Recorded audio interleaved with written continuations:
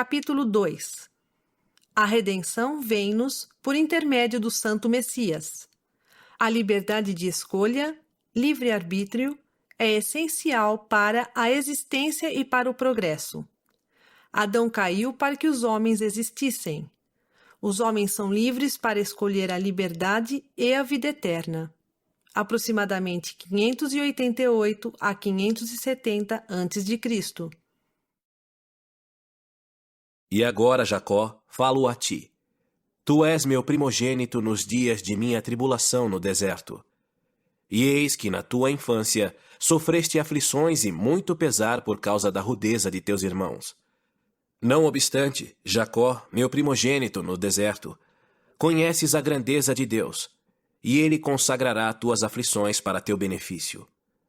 Tua alma será, portanto, abençoada, e viverás em segurança com teu irmão Nefe, e teus dias serão empregados no serviço de teu Deus.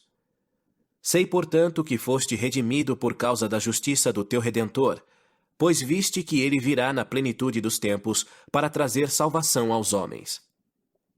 E contemplaste a sua glória em tua mocidade. És, portanto, tão abençoado quanto o serão aqueles justos entre quem ele ministrará na carne, porque o Espírito é o mesmo ontem, hoje e para sempre. E o caminho está preparado desde a queda do homem, e a salvação é gratuita. E os homens são ensinados suficientemente para distinguirem o bem do mal. E a lei é dada aos homens. E pela lei nenhuma carne é justificada, ou seja, pela lei os homens são rejeitados. Sim, pela lei natural foram rejeitados e também pela lei espiritual são privados daquilo que é bom, e tornam-se miseráveis para sempre. Portanto, a redenção nos vem por intermédio do Santo Messias, porque ele é cheio de graça e verdade. Eis que ele se oferece em sacrifício pelo pecado, cumprindo assim todos os requisitos da lei para todos os quebrantados de coração e contritos de espírito, e para ninguém mais podem todos os requisitos da lei ser cumpridos. Portanto, quão importante é tornar estas coisas conhecidas dos habitantes da terra, para que saibam que nenhuma carne pode habitar na presença de Deus, a menos que seja por meio dos méritos e misericórdia e graça do Santo Messias, que dá a sua vida, segundo a carne, e toma-a novamente pelo poder do Espírito, para poder efetuar a ressurreição dos mortos, sendo ele o primeiro a ressuscitar. Ele é, portanto, as primícias para Deus, visto que intercederá por todos os filhos dos homens, e os que nele crerem serão salvos. E por causa da intercessão feita por todos, todos os homens vão a Deus. Portanto, se acharão em sua presença para serem julgados por ele, de acordo com a verdade e santidade que estão nele.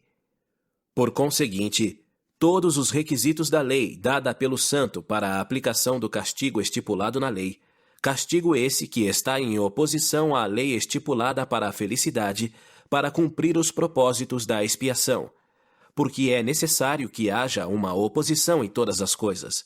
Se assim não fosse, meu primogênito no deserto, não haveria retidão, nem iniquidade, nem santidade, nem miséria, nem bem, nem mal. Portanto, é preciso que todas as coisas sejam compostas em uma, pois se fossem um só corpo, deveriam permanecer como mortas, não tendo vida nem morte, nem corrupção, nem incorrupção, nem felicidade, nem miséria, nem sensibilidade, nem insensibilidade. Portanto, teriam sido criadas em vão. Portanto, não haveria propósito na sua criação. Portanto, isso destruiria a sabedoria de Deus e seus eternos propósitos, assim como o poder e a misericórdia e a justiça de Deus. E se disserdes que não há lei, direis também que não há pecado. E se disserdes que não há pecado, direis também que não há retidão. E não havendo retidão, não há felicidade. E não havendo retidão nem felicidade, não haverá castigo nem miséria. E se estas coisas não existem, não existe Deus. E se não existe Deus, nós também não existimos, nem a terra, pois não poderia ter havido criação, nem para agir, nem para receber a ação. Portanto, todas as coisas inevitavelmente teriam desaparecido. E agora, meus filhos, Digo-vos estas coisas para vosso proveito e instrução. Pois existe um Deus, e ele criou todas as coisas, tanto os céus como a terra, e tudo o que neles há, tanto as coisas que agem como as que recebem a ação. E para conseguir seus eternos propósitos com relação ao homem, depois de haver criado nossos primeiros pais, e os animais do campo, e as aves do ar, enfim, todas as coisas criadas, era necessária uma oposição, até mesmo o fruto proibido em oposição à árvore da vida, sendo um doce e outro amargo. O Senhor Deus concedeu, portanto, que o homem agisse por si mesmo, e o homem não poderia agir por si mesmo a menos que fosse atraído por um ou por outro. E eu, Leí, devo supor, pelo que tenho lido, que um anjo de Deus, de acordo com o que está escrito, caiu do céu. Tornou-se, portanto, um diabo, tendo procurado o que era mal perante Deus. E por haver caído do céu, tendo se tornado miserável para sempre, procurou também a miséria de toda a humanidade. Portanto, aquela velha serpente, que é o diabo, o pai de todas as mentiras, disse a Eva: Come do fruto proibido e não morrerás, mas serás como Deus, conhecendo o bem e o mal. E depois de Adão e Eva haverem comido do fruto proibido, foram expulsos do jardim do Éden para cultivar a terra. E tiveram filhos, sim, a família de toda a terra.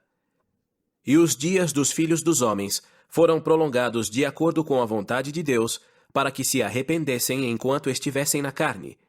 Portanto, o seu estado se tornou um estado de provação, e o seu tempo foi prolongado, de acordo com os mandamentos dados pelo Senhor Deus aos filhos dos homens.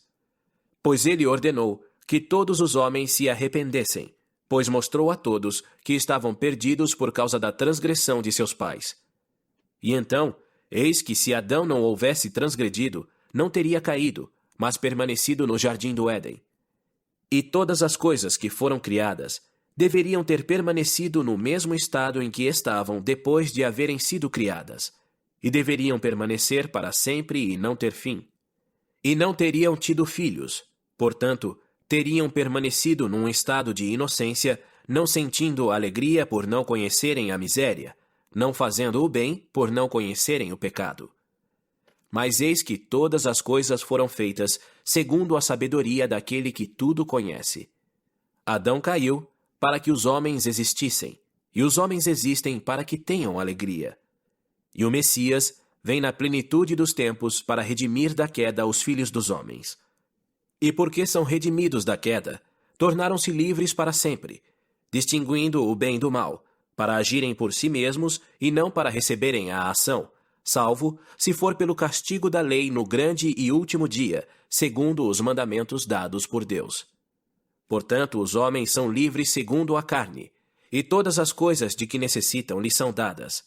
E são livres para escolher a liberdade e a vida eterna por meio do grande mediador de todos os homens, ou para escolherem o cativeiro e a morte, de acordo com o cativeiro e o poder do diabo. Pois ele procura tornar todos os homens tão miseráveis como ele próprio. E agora, meus filhos, gostaria que confiasseis no grande mediador e desseis ouvidos a seus grandes mandamentos, e que fosseis fiéis às suas palavras, e escolhesseis a vida eterna, conforme a vontade do seu Santo Espírito. E que não escolhesseis a morte eterna, conforme a vontade da carne e o mal que nela há, que dá ao espírito do diabo poder para escravizar, para levar-vos ao inferno, a fim de reinar sobre vós em seu próprio reino.